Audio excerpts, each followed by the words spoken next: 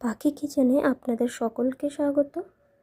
আজকে পাখি কিচেনে আমি রান্না করেছিলাম একটা স্বাস্থ্যকর খাবার, কিন্তু টেস্টি। তো কিভাবে বানিয়েছি দেখুন। প্রথমে আমি 1 কাপ সুজিকে জলে ভিজিয়ে রেখেছিলাম বেশ কিছুক্ষণ। তারপরে তার মধ্যে আমি কিছু সবজি অ্যাড করে দিয়েছি, কারণ এটা যেহেতু হেলদি একটা খাবার, তো আপনি যত রকম সবজি দিতে পারবেন খাবারটা তত বেশি টেস্টি হবে।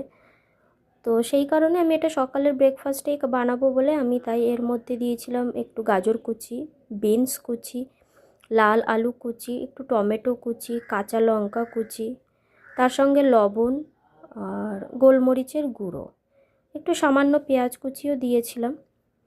দিয়ে সব কিছু দিয়ে আমি এটাকে খুব ভালো করে ফেটিয়ে নিয়েছিলাম, সুন্দর করে মিশিয়ে নিয়েছিলাম, একদম সব কিছু যেন সব কিছুর সাথে ভালো করে মিশে যায়। তো ভালো করে এটাকে মিশিয়ে নিয়ে বেশ সুন্দর করে ফেটিয়ে নিয়ে আমি কিছুক্ষণ রেখে দিয়েছিলাম।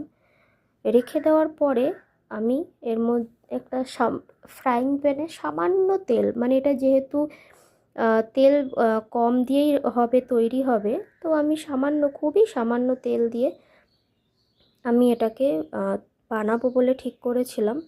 তো সকালের জলখাবারে এরকম খাবার হলে আর সত্যিই কিছু লাগে না। আর যা গরম পড়েছে, তাতে খুব বেশি তেল মশলার খাবার খেলে শরীর খুব একটা ভালো থাকছেও না, সবারই খুব অসুবিধা হয়ে যাচ্ছে। সেই কারণেই আমি ভাবলাম যে কি খাওয়া যায় স্বাস্থ্যকরের মধ্যে, তো এই রেসিপিটা আমি একবার ট্রাই করলাম। তো আমি এটাকে একটু বেশি রকম সুস্বাদু বানাতে চেয়েছিলাম, তো সেই কারণে একটা ছোট্ট ডিম ফেটিয়ে নিয়েছিলাম আমি এইভাবে।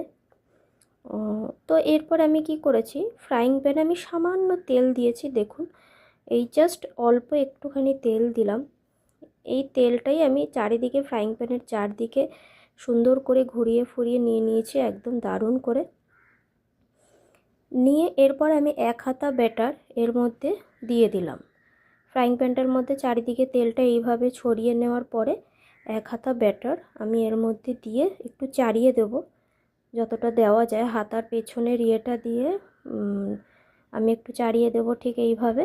দিয়ে আমি ফ্রাইং প্যানের কভারটা দিয়ে দেবো, ঢাকনাটা দিয়ে দেবো মিডিয়াম আঁচে করে। বেশি হাই করব না, হাই করলে পুড়ে যাবে।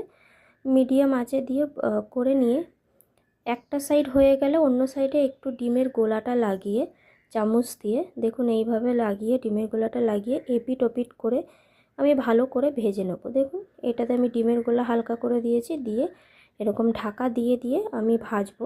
ভাজলে দেখুন ঠিক এরকম দেখতে হবে অনেকটা। এতে এগুলো খেতে এত সুন্দর সুস্বাদু হয় যে এর সাথে সসও লাগে না, কিছুই লাগে না, আপনি শুধুই এটাকে খেতে পারবেন।